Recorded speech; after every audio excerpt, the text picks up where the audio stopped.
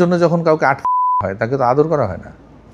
কিন্তু আমরা মনে করি যে এটা দ্রুততার সাথে এটা নিভে যেতে হবে। এইটা যেখানে যার ভুল আছে সেই ভুলটা শুধরাতে হবে। ব্যাপারটা কিন্তু খুবই মামুলি একটা বিষয়। চলতে ফিরতে অনেক সময় ধাক্কা লাগে, একজন থুতু ফেলেছে, আরেকজনের গায়ে লেগেছে। থুতুটা ফেলেছে সিটি ইউনিভার্সিটির শিক্ষার্থীরা, গায়ে লেগেছে ড্যাফোডিল ইউনিভার্সিটির শিক্ষার্থীদের। তো এটা কি ইচ্ছাকৃত না অনিচ্ছাকৃত, এটা নিয়ে হয়তো তাদের কথাবার্তা হয়েছে, সেটা তো কোনো রেকর্ড নাই আমার কাছে। হয়েছে, হওয়ার পরে ওটা কিন্তু ওখানে শেষ হয়ে যাওয়ার কথা, সরি প্রকাশ করুক, হয়ে গেল।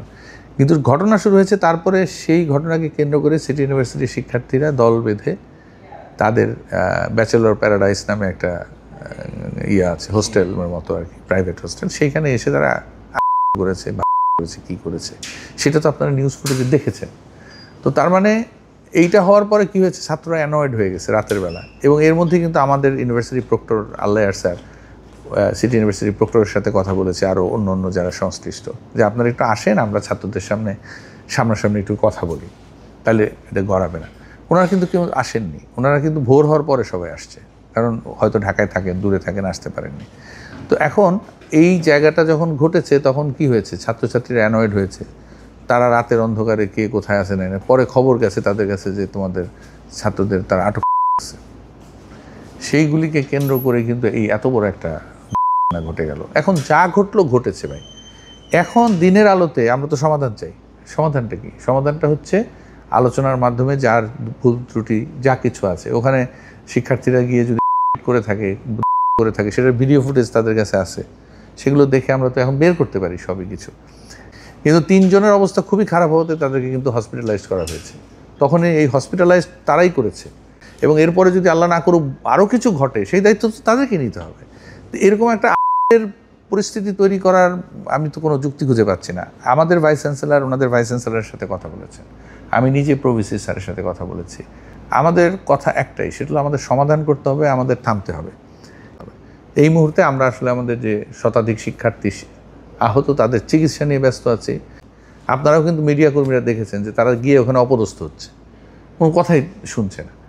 তো এখন আমাদের তো একটা জায়গায় থামতে হবে, থেমে সমাধান করতে হবে। কারণ আমরা মনে করি যে শিক্ষার্থী, সেটা ড্যাফোডিলের হোক আর সিটির হোক, আমাদেরই তো সন্তান। দেখা যাবে যে এখানে খালাতো ভাই পড়ে, ওখানে মামাতো ভাই পড়ে, একে তো আলাদা করার কিছু নাই। তো তাদেরকে আমরা কতক্ষণ জিয়ে রাখবো? তো এই যে করা রাখাটা, এটা তো লোক একটা বিষয়, এতে করে ছাত্ররা বা তরুণ সমাজ পারে। তো সেই দায়িত্ব কিন্তু আমরা নিতে পারবো না তখন, আর সেটা তো ওনাদেরকে নিতে হবে। আর আমরা কিন্তু বসে আছি যে সমাধানের জন্য, আমরা তো কাউকে আটকাই নেই, আমরা তো কোনো কিছু করিনি। রুটিন ওয়ার্কে যারা ছিলেন তারা চেষ্টা করেছেন, কিন্তু আপনি চিন্তা করেন এত বড় মব, এত শিক্ষার্থীর মধ্যে ওনারা আসলে কতটা কি করতে পেরেছেন, বা সেটা আপনারা বুঝতেই পারছেন। নইলে তো আরও সহজে আটকে যেত, সেটা সম্ভব হয়নি করা। এবং আমরা সমঝোতার পক্ষে, শান্তির পক্ষে, কারণ আমাদের কোনো ছাত্রকে ওরা ওদের ছাত্র, এটা আমাদের ছাত্র, এইসব কথা তো আমরা বলতেই চাই। দুটোই আমাদের ছাত্র। কিছু হলেই আমরা জানি না কেউ পরিকল্পিত, এই যে পরিকল্পিত যদি থেকেই থাকে, তাহলে পরিকল্পিত ছিল যে প্রথম যখন হোস্টেলে গিয়ে করলো 50 জন বা তার চেয়ে বেশি, সেটা তো পরিকল্পিতভাবে গিয়েছে। তখন তো এরা কিছু জানতোই না, এবং কার সাথে কার থুতু লেগেছে এটাও তো জানে না। এটা তো এসে কেউ ফেসবুকে স্ট্যাটাস দেয় না যে আমাকে থুতু দিয়েছে তোরা আয়, কিছুই তো না। তার মানে সেটা কি বলবেন আপনি? সেটা কি বলবেন না যে মেরে নিলাম একটু।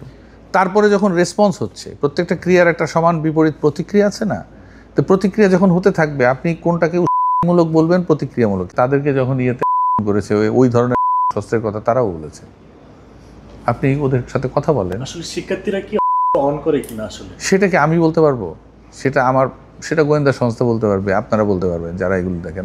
আমি দেখি খাতা কলম কাগজপত্র, আমি তো এর বাইরে দেখি না। কিন্তু ঘটনা যখন ঘটে তখন আপনাদের সাথে কথা বলতে হয়, বলি। সেইটা তো দেশের প্রচলিত আইনে যার যেটা বিচার হওয়ার দরকার হবে, সেটা তো আমরা চাই। ওরা এসে আমাদের এখানে খেলে না, ওরা আমাদের সাথে সম্প্রীতি আছে।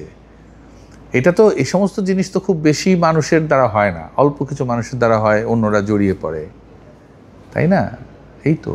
কিন্তু আমরা মনে করি যে এটা দ্রুততার সাথে এটা নিভে যেতে হবে। এইটা যেখানে যার ভুল আছে সেই ভুলটা শুধরাতে হবে।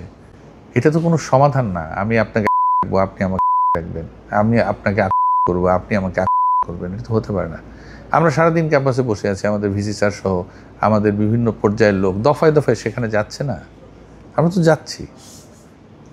আমার যে কয়জন শিক্ষার্থী যে আহত হয়েছে, সম্পদ যেগুলো টাকা পয়সা দ্বারা নিরূপণ করা যায় সেটা এক ধরনের সম্পদ। মানুষ কি সম্পদ না? তো তো কার কতটুকু হয়েছে এটা তো এখনো বোঝা যাচ্ছে না। আমার কয়টা ছাত্রের ব্রেন হ্যামারেজ হবে আপনারা যদি ছবিগুলো দেখেন, আপনাদের দেখলে বোঝার কথা।